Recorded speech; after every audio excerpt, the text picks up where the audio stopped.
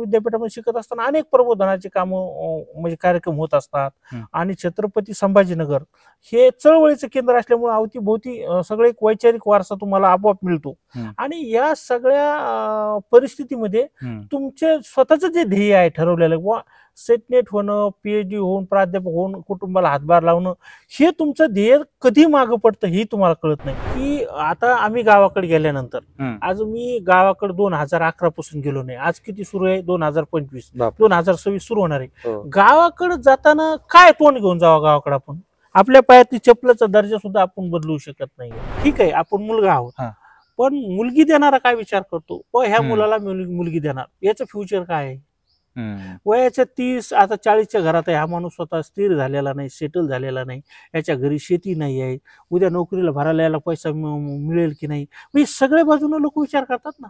आणि त्यामुळं तुमच्याकडे जर फ्युचरच कोणाचं सुरक्षित नसेल तर कोण तुम्हाला मुलगी देणार आहे? आज प्राध्यापकाचा जो रेट आहे सिनियर प्राध्यापकाचा हा 80 ते 90 लाखाच्या घरात आहे. आणि ठीक आहे एखाद वेळेस तेही आपण मान्य करू 80 न. काही संस्था चालक अशी अट ठेवतात की तुम्ही एवढे पैसे तर भरात परंतु तुमच्या वर्षभरातली एक पगार संस्थेला द्या. आज शहरामध्ये डॉक्टर बाबासाहेब आंबेडकरांची जयंती साजरी होती, करोडो रुपये खर्च केले जातात. अनेक खेड्यामध्ये बाबासाहेबांचं नाव घेण्याची सुद्धा धमक नाही या लोकांमध्ये. का? कारण सगळ्या गावाच्या किल्ल्या सगळी व्यवस्था ही प्रस्थापितांच्या ताब्यात आहे. त्यांना फुले शाहू आंबेडकरांचं नाव घेणं म्हणजे त्यांना वाटतं आपलं जे आधिपत्य याला सुरुंग लागतो काय. विद्यापीठातल्या ही जी चळवळी होत्या तर मला नाही वाटत त्या चळवळी होत्या. वेगवेगळ्या पक्षाचे गट होते, पक्षाच्या संघटना होत्या, ते आपापसामध्ये त्यांचं सुरू होतं आणि विद्यापीठासमोर आव्हान उभं करून त्यांनी काही विद्यार्थ्यांचे प्रश्नही सोडले नाही असं नाही, पण त्याच्यातून कोणतं नवं नेतृत्व उभं राहिलं. नमस्कार, मी गणेश पोकळे. लेट्सअप मध्ये आपल्या सगळ्यांचं स्वागत आहे. गेली अनेक दिवसापासून म्हणजे अनेक वर्षापासून म्हणलं तरी हरकत नाही डॉक्टर बाबासाहेब आंबेडकर मराठवाडा विद्यापीठात ज्यांना आम्ही बघितले, ज्यांच्या कधीतरी आमचा संवादही होतो, विद्यापीठातील मराठी विभागाच्या समोर त्यांचं पुस्तकाचं दुकान लागलेलं असतं. हे समाधान दहिवाळ. परंतु मुद्दा असा आहे की आयुष्यात कुठलंही समाधानकारक गोष्ट न घडलेली हे समाधान आहेत. त्यांच्याकडनं बऱ्याच गोष्टी आपल्याला ऐकायच्यात आणि आजच्या परिस्थितीमध्ये एक माणूस प्राध्यापक पदाचं स्वप्न घेऊन विद्यापीठात येतो, मराठी विभागात शिक्षण पूर्ण करतो. परंतु त्यांचं आता 40-42 वय झालंय, प्राध्यापक झालेच नाहीत. परंतु ह्या सगळ्या प्रवासात काय काय घडलं आणि कसं घडलं किंवा त्याला कारणीभूत काय गोष्टी ठरल्या ह्याच्यावरती भाष्य करतीलच. पण ही वस्तुस्थिती आपल्या समोर आली पाहिजे म्हणून त्यांच्याशी आज मुद्दाम बोलायला आलो. समाधानजी, आज लेट्सअपमध्ये तुमचं स्वागत आहे. नमस्कार. मला सांगा, आता एवढा प्रवास झालाय सगळा, तर ह्या सगळ्या काळात प्राध्यापक व्हायचं होतं, पण कुठपर्यंत आलात तुम्ही आता? माझं स्वप्न होतं की MA झाल्यानंतर सेटनेट करावं, PhD करून प्राध्यापक व्हावं. आता मी मराठी विषयामध्ये नेट क्वालिफाईड आहे. PhDचं माझं संशोधन सुरू आहे. जाफराबाद या ठिकाणी असलेल्या सिद्धार्थ कला वाणिज्य व विज्ञान महाविद्यालयामध्ये मी CSB तत्वावर सध्या BA ला शिकवण्याचं काम करतो, अधिव्याख्याता म्हणून सहाय्यक प्राध्यापक. परंतु ज्याला आपण परमनंट असं म्हणतो असा जॉब अजून मला लागलेला नाहीये. पण मग कधी आले तुम्ही विद्यापीठात? मी डॉक्टर बाबासाहेब आंबेडकर मराठवाडा विद्यापीठामध्ये 2005 मध्ये प्रवेश घेतलेला आहे. 20 वर्ष झाली. 20 वर्ष झाले. 20 वर्ष लागतात प्राध्यापक व्हायला? काय डॉक्टर बाबासाहेब आंबेडकर विद्यापीठाचा जो परिसर आहे हा ग्रामीण भागातून आलेल्या विद्यार्थ्यांना भुरळ घालणारा असा परिसर आहे. याच्या दोन बाबी आहेत की ग्रामीण भागामध्ये होणारे विद्यार्थ्यांचं जे शिक्षण आहे त्यांना ग्रॅज्युएशन पर्यंत ही फार काही असं म्हणजे ज्ञान म्हणता येईल असं फार काही मिळत नाही. आणि अनेक कॉलेजला CSB वर शिकवणारे शिक्षक असतात, ते त्यांच्या पातळीवर प्रयत्न करतात. परंतु ज्यावेळेस तुम्ही विद्यापीठ पातळीवर येतात त्यावेळेस तुम्हाला मोठी माणसं 25-30 वर्षाचा अनुभव असणारी, लेखन असणारी, महाराष्ट्रामध्ये ज्यांच्या नावाला वलय आहे अशी माणसं तुम्हाला विद्यापीठामध्ये शिकायला म्हणजे शिकवण्यासाठी असतात. आणि डॉक्टर बाबासाहेब आंबेडकर विद्यापीठामध्ये शिकत असताना अनेक प्रबोधनाचे कामं म्हणजे कार्यक्रम होत असतात आणि छत्रपती संभाजीनगर हे चळवळीचं केंद्र असल्यामुळे अवतीभोवती सगळे एक वैचारिक वारसा तुम्हाला आपोआप मिळतो. आणि या सगळ्या परिस्थितीमध्ये तुमचे स्वतःच जे ध्येय आहे ठरवलेलं वा सेटनेट होणं, PhD होऊन प्राध्यापक होऊन कुटुंबाला हातभार लावणं हे तुमचं ध्येय कधी मागं पडतं हे तुम्हाला कळत नाही. या सगळ्या मोठ्या माणसाकडे बघून तुम्ही मोठी स्वप्न पाहत राहतात, परंतु वास्तव मात्र वेगळं असतं. म्हणजे अभ्यासू आणि हुशार विद्यार्थी सुद्धा 5-10 वर्षानंतर प्रचंड खचून जातील अशी अवतीभोवतीची परिस्थिती आहे. आणि गुणवत्ता किती जरी असेल तर म्हणजे बाकीच्या क्षेत्राबद्दल मी सांगणार नाही, परंतु प्राध्यापक क्षेत्रामध्ये एखादा नेट सेट क्वालिफाईड आहे, PhD आहे, त्याचं वाचन आहे, त्याच्या नावावर संशोधन पेपर आहेत, पण तरीही त्याला चांगला नोकरी लागेल न मोबदला देता कुठं, हे आज अलीकडच्या काळामध्ये फारच दुर्मिळ झालेलं आहे. नाही पण मला सांगा, हे सगळं दुर्मिळ होते खरंय, पण याचे परिणाम दुष्परिणाम काय? त्याशी तुम्ही एकदा बोलताना आदरणीय दासोदे सरांच्या कॅबिनमध्ये आलतात, तर ते म्हणले तुम्ही आता बिझी झाले, तुम्ही प्राध्यापक झाले, तर म्हणलं तर हे जीव जात नाही म्हणून गळा दाबायचं काम आहे. तर हे जे शब्द वापरता तुम्ही, काय कारण असतं? म्हणजे काय माहितीये का, की आता आम्ही गावाकडे गेल्यानंतर, आज मी गावाकडे 2011 पासून गेलो नाही, आज किती सुरू आहे 2025, 2026 सुरू होणार आहे. गावाकडे जाताना काय तोंड घेऊन जावं गावाकडे आपण? आपल्या पायातली चपलाचा दर्जा सुद्धा आपण बदलू शकत नाहीये. म्हणजे तुमच्या डोक्यामध्ये फार विचारधारा आहे, सर्व आहे मान्य, तुम्हाला जगापेक्षा जास्त ज्ञान कळलेलं आहे, परंतु तुमच्या कुटुंबाची आर्थिक स्थिती बदलेल किंवा समाजामधलं तुम्हाला कुणी मान सन्मान देईल असं तुम्हाला काहीच मिळवता आलेलं नाही ना. पैसाही मिळवता आलेला नाही, पदही मिळवता आले नाही, त्यामुळे समाज प्रतिष्ठा देत नाही. पण गावाकडे जाताना आम्हालाच लाज वाटते. गावाकडे जे विद्यार्थी शिक्षण घेत आहेत, समजा 11वी-12वी पर्यंतचे, त्यांच्या समोर आमचा कुठला आदर्श आहे? जर आम्हाला प्राध्यापक होता आला असतं किंवा माझं जर स्वप्न असतं अधिकारी व्हायचं, ते होऊन जर मी गावात गेलो असतो, मी अभिमानाने गेलो असतो ना. म्हणजे त्यामुळं काय आहे, अवतीभोवतीचं वातावरण जे आहे ना, ते सगळ्यात महत्वाची गोष्ट आहे म्हणजे विद्यार्थ्याचं खच्चीकरण करणार आहे. आणि त्याला आणखीन एक कारणीभूत अशी गोष्ट आहे की 1980 नंतर आणि प्रकर्षानं 2000 नंतर या सगळ्या प्रश्नावर आवाज उठवणाऱ्या ज्या चळवळी होत्या, विद्यार्थ्यांच्या चळवळी असतील, शेतकऱ्यांच्या चळवळी असतील, या सगळ्या चळवळी आता थांबलेल्या आहेत. आणि प्रस्थापित व्यवस्था असो, मग शैक्षणिक व्यवस्था असो किंवा राजकारण असो, या लोकांच्या विरोधात जाऊन बोलायला आज कुणीच तयार नाही आहे. त्याचे परिणाम याच्यावर आहेत तुम्हाला? त्याचे परिणाम असे झालेले आहेत की शिक्षण क्षेत्रावरला लोकांचा विश्वास उडालेला आहे. आता तुम्ही ग्रामीण भागातल्या कुठल्याही महाविद्यालयामध्ये जा, विद्यार्थी फक्त ऍडमिशन घेतात डिग्री मिळवण्यासाठी. वर्गात जावं, शिक्षकाचं ऐकावं, 4 पुस्तकं शिल्लक वाचावे, चांगला अभ्यास करावा असं त्यांना वाटत नाही, कारण त्यांच्यापर्यंत असा मेसेज गेलेला आहे किती शिकलं तरी नोकरी लागत नाही. त्यामुळे लोकांचा शिक्षणाकडचा विश्वास उडालेला आहे. माझं असं म्हणणं नाही की शिक्षणाचा हेतू फक्त नोकरदार निर्माण करणं असं नाही, चांगला समाज निर्माण करण्यासाठी शिक्षण गरजेचं आहे, परंतु तुमचे मूलभूत प्रश्न सहज तुम्ही सोडू शकत नसताल. तुम्हाला 10 ते 20 हजाराची सन्मानाची नोकरी सुद्धा शिक्षणातून मिळत नसेल. आज माझं वय 43 वर्ष आहे आणि माझं 43 सुरू झालंय.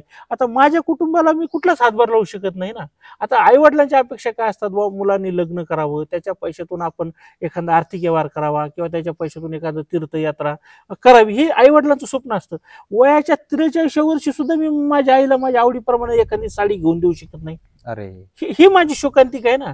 आज मला 30,000 रुपये नाही, परंतु माझं शहरामध्ये राहायचं म्हणलं तर 20,000 रुपये माझा खर्च आहे. मग 10,000 रुपयामध्ये मी काय बचत करून काय करणार आहे? म्हणून ह्या सगळे प्रश्न कितीही शिक्षण घेतल्यानंतर सुटत नाहीत आणि याला व्यवस्था जबाबदार आहे. आणि व्यवस्थेला भांडणारे, व्यवस्थेला आरोपीच्या पिंजऱ्यात उभं करून प्रश्न विचारणारी माणसं आता तुम्हाला दिसणार नाहीत. व्यवस्थेशी मॅनेज होणं, राजकारणामध्ये जाऊन एखादं पद घेणं, स्वतःची झोळी भरणं, हेच आता उरत आहे. म्हणजे व्यवस्थेला आव्हान देणारी माणसं तुम्हाला येणाऱ्या काळामध्ये फार मोठ्या प्रमाणात निर्माण होताना दिसणार नाही. पण मला एक आता वैयक्तिक असताना पण एक प्रश्न विचारायचा आहे.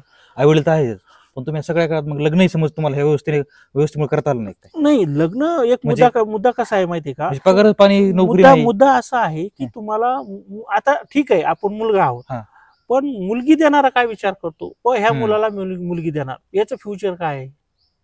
वयाच्या 30 आता 40च्या घरात आहे, हा माणूस स्वतः स्थिर झालेला नाही, सेटल झालेला नाही, याच्या घरी शेती नाही आहे, उद्या नोकरीला भरायला यायला पैसा मिळेल की नाही, म्हणजे सगळ्या बाजूने लोक विचार करतात ना. आणि त्यामुळं तुमच्याकडे जर फ्युचरच कोणाचं सुरक्षित नसेल तर कोण तुम्हाला मुलगी देणार आहे? मी 2-3 मुली मीही बघितल्या, पण त्यांच्याही काही अडचणी होत्या, माझ्याही अडचणी. आणि मुळामध्ये काय, जोपर्यंत आपण स्वतःच्या पायावर उभं राहू शकत नाही किंवा एका व्यक्तीची जबाबदारी आपण घ्यायला जोपर्यंत म्हणजे कॅपेबल होत नाही तोपर्यंत आपण लग्नाचा विचार न केला बरा. आणि लोक तुम्हाला मुलगी देत नाहीत, म्हणजे तुम्ही जरी एखाद्या वेळेस तयार असला तर लोक मुली देणारे फार विचार करतात. पण मला असा प्रश्न पडतो की कदाचित तुम्ही जर ह्या शिक्षणासाठी आलेच नसते, काय जर काम 10वी-12वी नंतर बघितलं असतं, काय झालं लग्न? मी तुम्हाला एक गोष्ट सांगू का, 10वी पास झाल्यानंतर जर मी शाळा सोडली असती आणि काही मला म्हणजे कोणाच्या शेतात रोजगार असो किंवा एखादी गाडी चालवायला शिकणं असो किंवा टेलर काम असो, मी जर शिक्षण सोडून उपजीविकेचं साधन जर समजा पकडलं असतं तर एक म्हणजे मी आज आयुष्यामध्ये स्थिर असतो, किमान लग्न झालं असतं, घर गाडी माझ्याकडे असती आणि माझ्या अनेक मित्राकडे ते सर्व आहे. परंतु माझं स्वप्न होतं किंवा शिकून प्राध्यापक वगैरे होईल.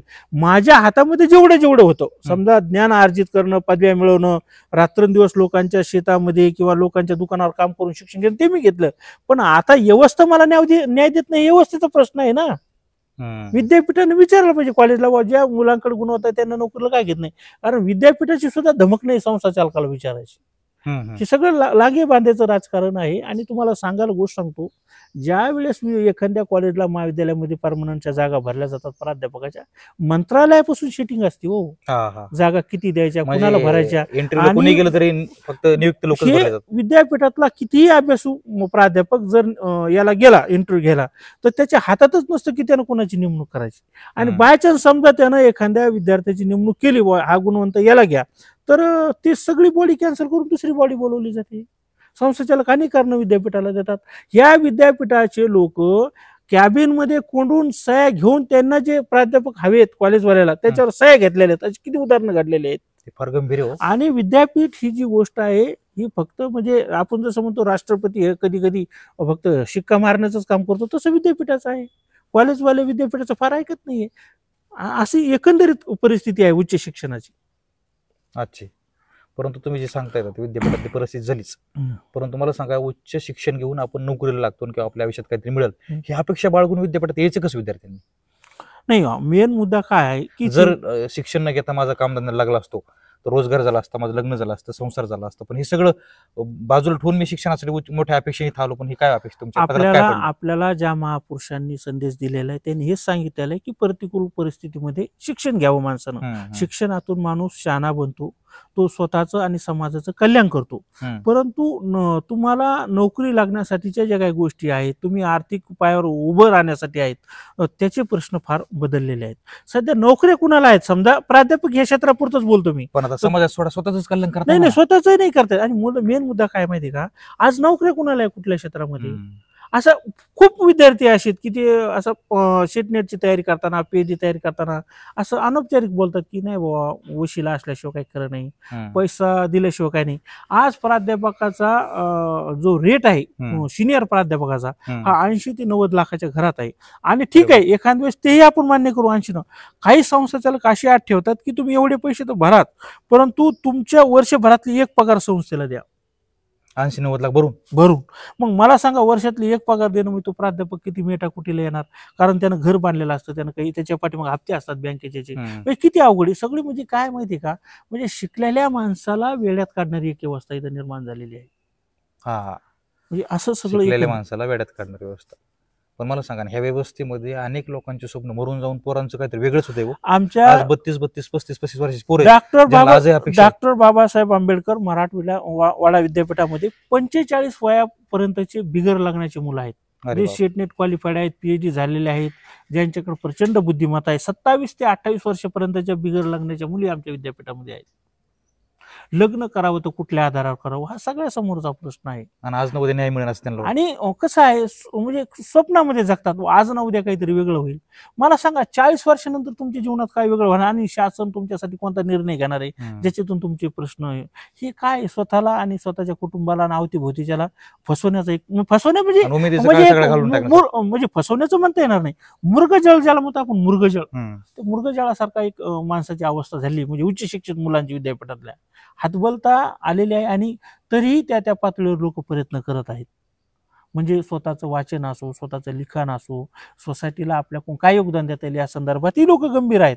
गरबगडी झालेले नाही. परंतु या सगळ्या प्रश्नाकडे महाराष्ट्र शासन असेल, केंद्र शासन असेल आणि विशेषतः समाजातील चळवळ करणारी मंडळी यांनी या प्रश्नाकडे गांभीर्यानं बघणं मला वाटतं गरजेचं आहे. नाही, तुम्ही जरी म्हणले गरबगडी झाली नाही, हरकत नाही, आपण सहमत हो की गरबगडी झाली नाही किंवा ते उमेद सोडून गेलेले नाहीत. पण मला सांगा, त्यांना आजही उत्तम लिखाण असेल किंवा त्यांचं वाचन असेल, पण त्यांच्या बुद्धिमत्तेतून त्यांना आर्थिक लाभ काय? आज आर्थिक लाभाशिवाय जगायचं कसं माणसं? नाही, आता मला सांगा, तुम्हाला जर आर्थिक आधार फार 10 वर्षापूर्वी 20 वर्षापूर्वी असता तर आज ही परिस्थिती असते का? नाही, आर्थिक प्रश्न सोडवणं ही ज्याची त्याची जबाबदारी आहे. परंतु सध्या फार अवघड आहे. आता अनेक विद्यार्थ्यांना फेलोशिपचा आधार वगैरे थोडाफार मिळतो, शासन देतं. नाही, पण तो काही पर्टिक्युलर 5 वर्षाचा आहे. पण तुम्ही नोकरीला लागा, दीर्घकालीन शिक्षणासाठी आलात तुम्ही, काय होतं? आणि मूळ मुद्दा काय माहिती का, की तुम्हाला जे शिक्षण दिलेलं आहे ना ते आदर्शवत शिक्षण आहे, परंतु तुम्ही असे काही कोर्सेस करायला पाहिजे ज्याच्यातून तुमच्या अंगी कौशल्य, जसं तुम्ही पत्रकारितेत करतात, पत्रकारिता असेल, पुस्तक प्रकाशन व्यवसाय असेल, असे अनेक कोर्सेस आहेत की जिथं तुम्ही तुमचं कौशल्य आत्मसात केल्यानंतर तुम्हाला काही ना काही रोजगार मिळू शकतो.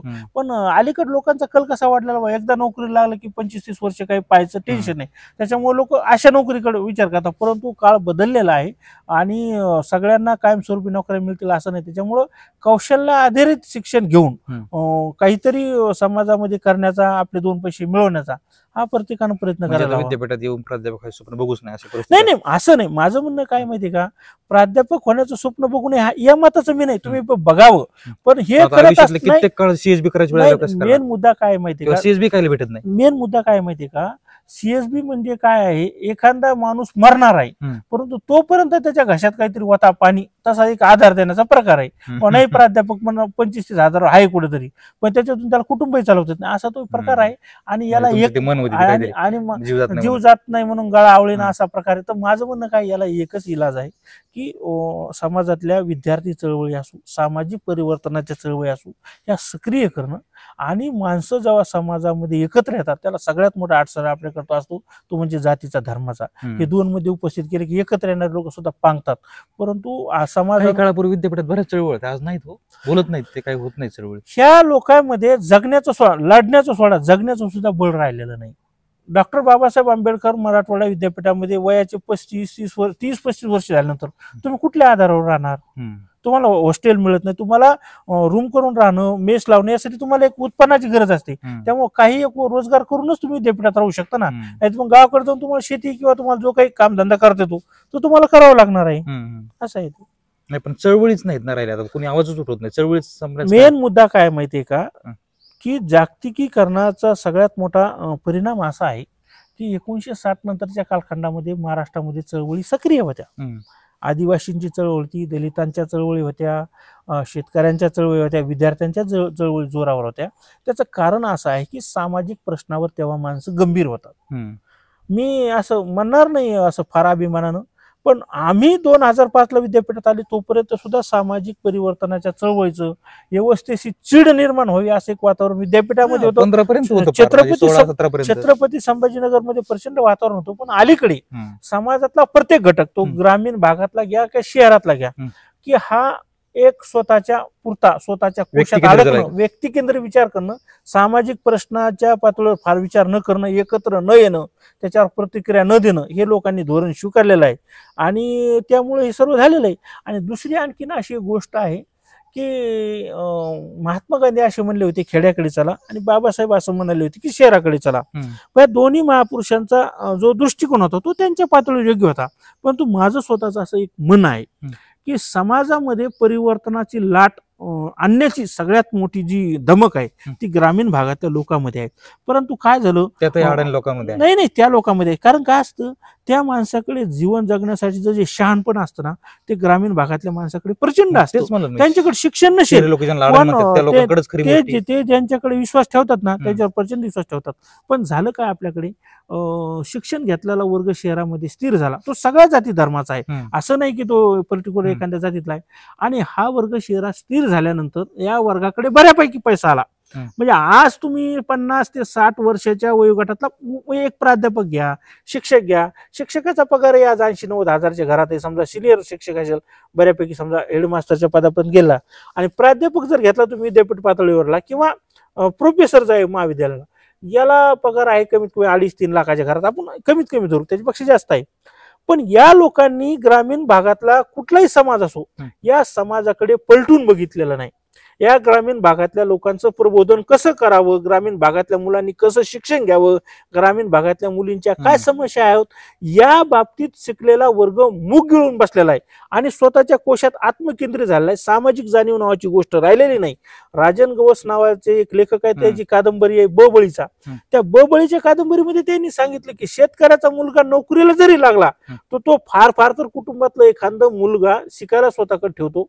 आई वडिलाला भेटायला पार्लेचं बिस्किट घेऊन तो भेटायला येतो, पण जमिनीतला वाटा तो त्याच्या सख्या भावालाही सोडत नाही. म्हणजे अशी एक पिढी आहे शिकलेली जी आत्मकेंद्रित, दुसऱ्यासाठी काही करायचं त्यांच्याकडे नाही. आणि त्यामुळं ग्रामीण भागामध्ये ज्या पद्धत, आता तुम्ही बघा प्रत्येक गावामध्ये सप्ताह होतो, अखंड हरिनाम सप्ताह प्रत्येक गावात होतो, ती त्या गावाची परंपरा आहे. पण मला सांगा, हे जे परिवर्तनाची लाट आहे, फुले शाहू आंबेडकरचा एवढा विचार आहे, या विचाराने एवढं समाजामध्ये बदल घडवून आणलेला आहे, हे कुठलाही विचार ग्रामीण भागामध्ये गेला का? ग्रामीण भागामध्ये प्रबोधनाचे कार्यक्रम झाले का? ग्रामीण भागामध्ये जलशाचे कार्यक्रम झाले का? ग्रामीण भागामध्ये सत्यशोध की जलसे झाले का? ग्रामीण भागामध्ये वैचारिक लाट निर्माण व्हावी, ते लोक परत या विचाराकडे यावे, त्यांच्यामध्ये शिक्षणाचं प्रमाण वाढावं, ग्रामीण भागामध्ये खेड्यातल्या लोकांना, पिळवणाऱ्या लोकांना एक दंडक मिळावा, यासाठी शिकलेल्या लोकांनी काहीच केलेलं नाहीये. आज शहरामध्ये डॉक्टर बाबासाहेब आंबेडकरांची जयंती साजरी होती, करोडो रुपये खर्च केले जातात. अनेक खेड्यामध्ये बाबासाहेबांचं नाव घेण्याची सुद्धा धमक नाही या लोकांमध्ये. का? कारण सगळ्या गावाच्या किल्ल्या, सगळी व्यवस्था ही प्रस्थापितांच्या ताब्यात आहे. त्यांना फुले शाहू आंबेडकरांचं नाव घेणं म्हणजे त्यांना वाटतं आपलं जे आधिपत्य याला सुरुंग लागतो काय, अशी एकूण परिस्थिती आहे. त्यामुळे जोपर्यंत तुम्ही ग्रामीण भागातल्या माणसाला जगण्याचं बळ देत नाही, त्यांच्यापर्यंत परिवर्तनाचा विचार येत नाही, तोपर्यंत राजकीय व्यवस्था असो, शिक्षण व्यवस्था असो, किंवा हे सगळे धर्ममार्तंड खेड्यापाड्यामध्ये आणि शहरामध्ये जाती धर्मामध्ये भांडणं लावणारे आणि स्वतःची पोळी शेकणारे लोक, यांच्या विरोधामध्ये आवाज बुलंद होणार नाही. त्यासाठी ग्रामीण भागामध्ये परिवर्तनाचा विचार नेला पाहिजे. ही सगळ्यात मोठी जबाबदारी शहरातल्या सुशिक्षित, चळवळीत काम करणाऱ्या आणि आपल्यासारख्या ज्यांना चार शब्द वाचून काहीतरी कळलंय अशा लोकांची जबाबदारी आहे. आता जर बघितलं तर काही साहित्याचे कार्यक्रम होतात, काही पुस्तकांचे प्रकाशन होतात, सगळ्या गोष्टी होतात, कशावर चर्चा होते. पण मला सांगा, फार शिक्षित आणि उच्च शिक्षित आहेत किंवा लेखक आहेत आणि ऐकणारे तसेच साहित्यिक किंवा बोलणारे तसेच साहित्यिक, मग ही चळवळ लोकांपर्यंत जायची कशी? यांनी काहीतरी केलं पाहिजे, लेखकांनी, साहित्यिक हे पण बोलत नाहीत, भूमिका घेत नाही. मेन मुद्दा काय झालेला आहे, लेखक साहित्यिक भूमिका कधी घेणार? मेन मुद्दा काय माहितीये का? लेखक हा जो घटक आहे, लेखक हा साहित्यामध्ये लिहिल, चित्रण करील, परंतु ज्यावेळेस व्यवस्था, प्रस्थापित व्यवस्थेच्या विरोधात धमक म्हणजे अशी भूमिका घेण्याची वेळ येते, तर लेखक हा प्रचंड भित्रा प्राणी आहे.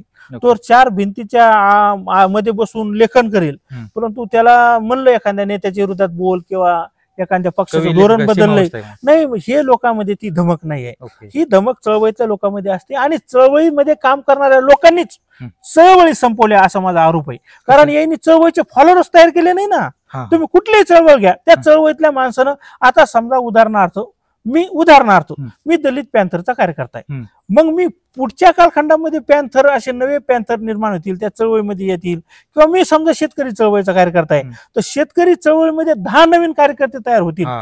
असं काही आहे का? मला मराठा सेवा संघाचं थोडं कौतुक फार वाटतं, कारण त्या चळवळीनं लिहिणारे लोक, वक्ते लोक फार तयार केले. म्हणजे ग्रामीण भागामध्ये ब्राह्मणी व्यवस्थेच्या विरोधात आंदोलन करणारे, शिवधर्माप्रमाणे लग्न लावणारे लोक त्या चळवळीत निर्माण झाले. पण आज काय त्या चळवळीची अवस्था आहे? म्हणजे सगळ्या चळवळी आज ठप्प झालेल्या आहेत. चळवळीला नवं नेतृत्व मिळणं गरजेचं आहे. आणि सगळ्यात महत्वाची गोष्ट आहे की चळवळीमध्ये जे येणारं जे नवं नेतृत्व आहे, त्या नव्या नेतृत्वावर तुम्हाला विश्वास ठेवावा लागेल. समजा राजकारणातल्या माणसाला असं वाटतं की बाबा मी आमदार आहे तर माझा मुलगा आमदार व्हावा, चळवळीतल्या माणसाला असं वाटून उपयोग नाही. त्याला माझ्या घराच्या बाहेरला जरी एखादा कार्यकर्ता असला तर त्याला बळ देऊन उभं करणं, त्याला चळवळीमध्ये आणणं, व्यवस्थेच्या विरोधात उभं राहण्यासाठी त्याला जे काही बळ लागेल ते देणं, ही काळाची गरज आहे. मला सांगा, काही लोकांचं असं आहे की त्यांच्या कार्यकर्त्याच्या काळामध्ये, त्यानंतर नेते झाल्याच्या काळामध्ये त्यांचं पुढचं त्यांनी कुठं माणूस निर्माण केलं नाही. तुम्हाला सांगू का, बऱ्याच लोकांच्या चळवळी, साहित्याची चळवळ, असं गंगाधर पानतावणींची अस्मितादर्शीची चळवळ होती. आज काय त्या अवस्थेची, त्या चळवळीची अवस्था आज नाहीच ना काही. म्हणजे तुम्ही पुढे कार्यकर्ते तयार केलेच नाही ना. तुम्हाला काय असतं माहितीये का, अण्णा हजारे एक उदाहरण देतात की एक ज्वारीचा दाणा जर जमिनीत टाकला तर त्याच्यापासून कणस तयार होतं.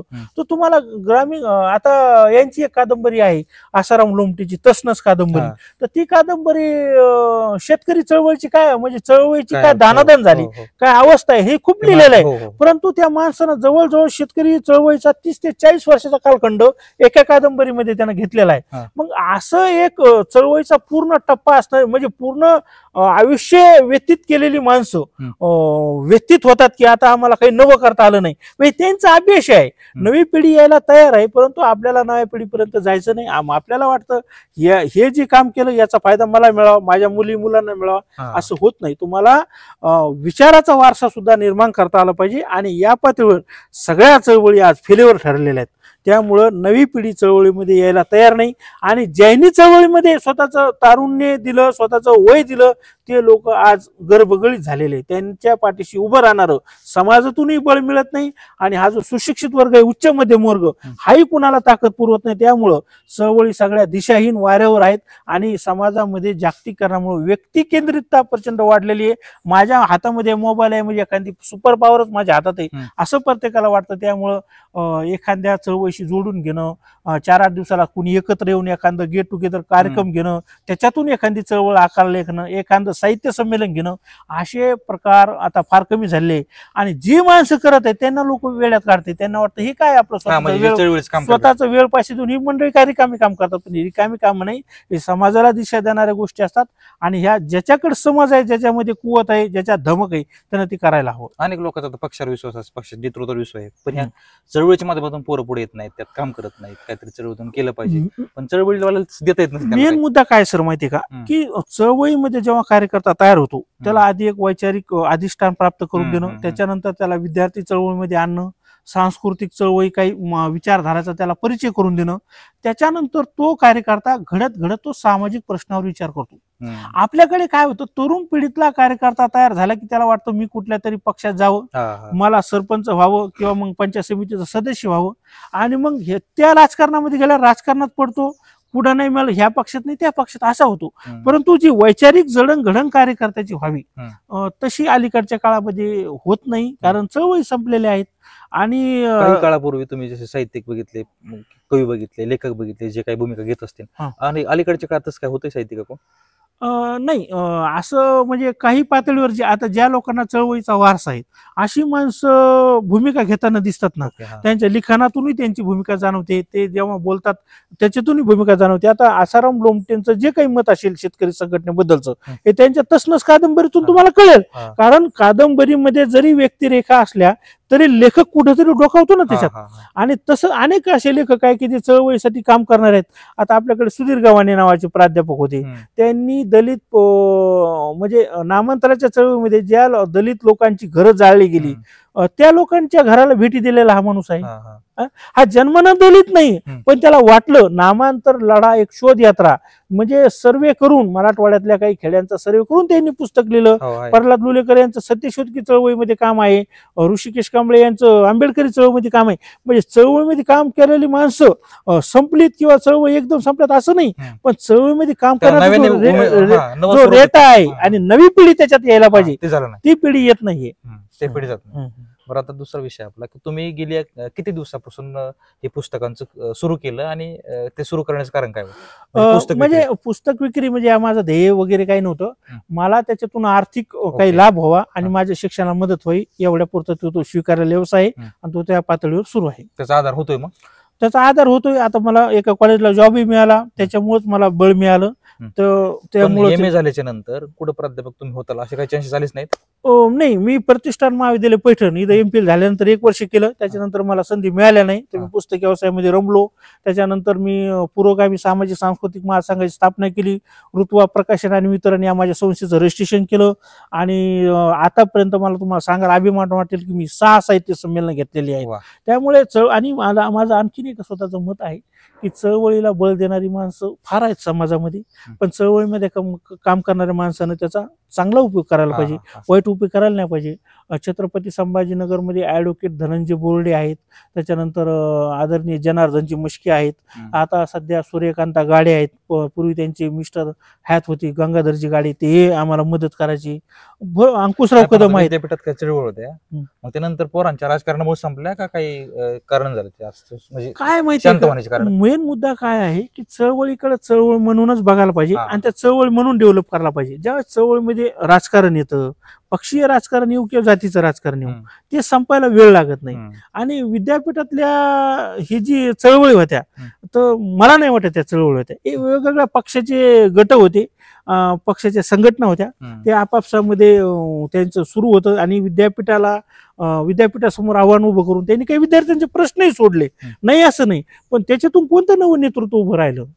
एक नेता गेला की तो पूर्ण संपला जातो ना, हे चळवळीत होत नाही. चळवळीमध्ये काय असतं माहिती का, एक चळवळीमध्ये कार्यकर्ता तयार झाला ती चळवळ तो पुढे नेतो, त्याचं काम महत्वाचं नाही, त्यानं जे हाती काम घेतलेलं आहे ते काम पुढे नेणं महत्वाचं आहे. तो कार्यकर्ता फार महत्वाचा नाही. पण राजकारणामध्ये काय होतं की सगळी पदं माझ्याकडेच राहावं, सगळं माझ्या कुटुंबाकडे राहावं हे होतं. पण चळवळीमध्ये ते नसतं. चळवळीमध्ये काय होतं, एका विशिष्ट ध्येयाने प्रेरित झालेली काही माणसं, एक व्यक्तींचा समूह एकत्र येतो आणि तो काही घटकावर काम उभं करून व्यवस्थेला आव्हान देतो. त्या समाधान दैवाळच्या ऐवजी जर दुसरा एखादा माणूस आला तर तो काम पुढे नेतो. पण राजकारणामध्ये काय होतं, ही सत्तेच्या चाव्यात, हे सत्तेचं केंद्र आहे. मग ते आमच्याच कुटुंबाकडे कसं राहावं, मग दुसऱ्याला कसं विरोध करावं, असे हे वेळ फार चालतात. पण चळवळीमध्ये हे चालत नाही. असं आहे. आतापर्यंत तुम्ही आता सगळं बघत आलात, विद्यापीठामध्ये अनेक विद्यार्थ्याला कुठल्या ना कुठल्या फेलोशिप मिळत असतात. तर ह्या फेलोशिपने त्यांचा फायदा केला का घात केलाय, काय वाटतं तुम्हाला? नाही, फेलोशिप म्हणजे विद्यार्थ्यासाठी चांगली एक बाब आहे. माझं म्हणणं काय आहे की विद्यार्थ्याला जो काही पैसा मिळतोय, प्रचंड पैसा मिळतो, त्याचा उपयोग त्यांनी शिक्षणासाठी करायला पाहिजे. आता समजा आम्ही MA MPhil होतो, तर डॉक्टर बाबासाहेब आंबेडकरांच्या कालखंडामध्ये तेव्हा उत्तम कांबळेंचं व्याख्यान व्हायचं, हरी नरकेंचं व्याख्यान व्हायचं, सूर्यद्वादशीवारांचं व्याख्यान आपल्या विद्यापीठामध्ये झालंय. आणि या सगळ्या माणसांचे व्याख्यानं झाल्यानंतर आम्हाला असं वाटायचं, अरे यांनी एवढी पुस्तकाचे संदर्भ दिले, यांचं एवढं वाचन, आपण एखादं पुस्तक विकत घ्यावं. मग आमच्याकडे आल्यानंतर 100-200 रुपये जरी आले तर आम्ही 1-2 पुस्तक विकत घ्यायचो, आपल्याकडे ठेवायचो, पाहिजे हो आपल्याकडं. माणूस पुस्तकानं ज्ञानानं समृद्ध होतो. परंतु फेलोशिप मिळालेली मुलं ह्या पैशाचा जो उपयोग आहे, माझं निरीक्षण आहे, माझा आरोप नाही, माझं एक निरीक्षण आहे की फार पुस्तक खरेदी करणं किंवा या क्षेत्रामध्ये मला उद्या काहीतरी करायचंय अशा अनुषंगानं इन्व्हेस्टमेंट न करता गावाकडे शेती घेणं, एखादा पूरक व्यवसाय उभं करणं किंवा मग त्या विहीर वगैरे खणणं, अशासाठी ते खर्च करतात, घरच्याला देतात. आता चुकीचं आहे असं म्हणणं नाही, तो त्यांच्या कौटुंबिक त्यांचा व्यक्तिगत प्रश्न आहे. परंतु मला वाटतं ज्यावेळेस एवढा पैसा आपल्याकडे नाही तो आला तर तो त्यांनी शिक्षण क्षेत्रामध्ये जर केला तर याचा उपयोग त्याला नोकरीसाठी सुद्धा होऊ शकतो. मला विचारायचं होतं, फेलोशिप आल्याच्या नंतर पोरगा काहीतरी स्वतः कष्ट करून एखाद्या काम करू शकतो, एखाद्या ठिकाणी जाऊ शकतो, जॉब मिळू शकतो, ह्या गोष्टी थांबतात आणि ते पोरगा ते पैसे येत असल्यामुळे विद्यापीठात रमतो.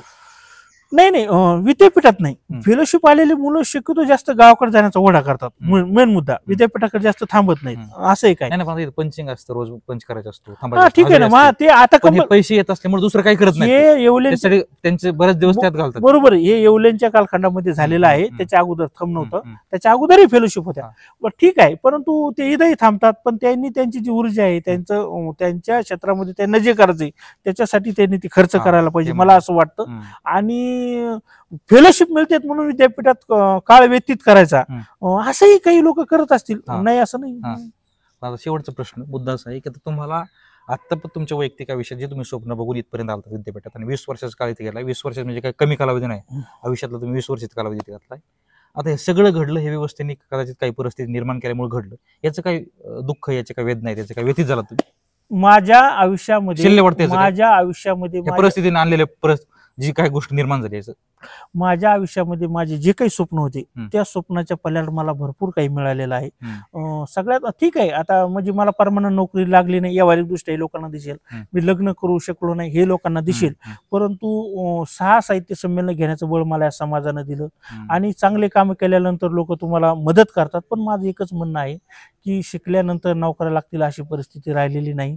व्यवस्था गेंड्याच्या कातडीची झालेली आहे.